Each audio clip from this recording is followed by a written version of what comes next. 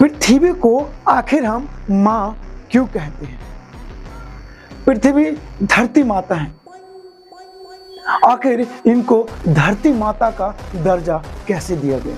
जिस तरीके से एक माँ की पेट एक बच्चे के लिए गर्भगृह होता है, उसी प्रकार से ये धरती माँ हर पेड़ पौधों के लिए ये गर्भगृह है।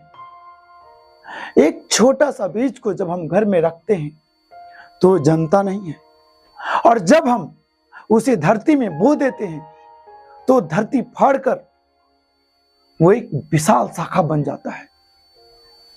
तो जिस प्रकार से एक माँ की पेट एक बच्चे की गर्भ बनता है, उसी प्रकार से हर पेड़ पौधों की ये धरती माँ गर्भगृह है।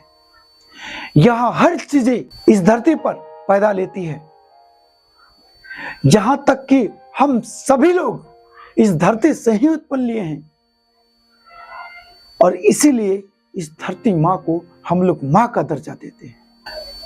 क्योंकि एक सवाल मेरे अंदर ये काफी दिनों से गूंज रहा था कि धरती माँ को माँ क्यों कहते हैं, तो स्पष्टीकरण के रूप में मुझे समझ में आया कि ये पेड़ पौधे के लिए धरती माँ हमारा एक तरीके से गर्भगृह है, और जहां गर्भगृह होती है वहां माँ होती है, और इसीलिए इस धरती को हम धरती माँ कहते हैं। इस धरती पर तमाम चीजें हो रही है, और इतना चीजें बोझ वही उठा सकती है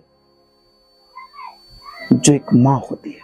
इसीलिए हम इस धरती को धरती माँ का दर्जा देते हैं। इतनी बड़ी शक्ति और किसी में सहन शक्ति करने की क्षमता नहीं होती है जितना अपने माँ के अंदर होती है। तो सैल्यूट है इस धरती माँ को, और इस धरती माँ के लिए आप एक लाइक कर दीजिए, और हमारे चैनल पे नए हैं तो इस चैनल को सब्सक्राइब कर दीजिए। अगर आप फेसबुक पे देख रहे हैं तो हमें फॉलो कर दीजिए। जय हिंद मेरे दोस्तों।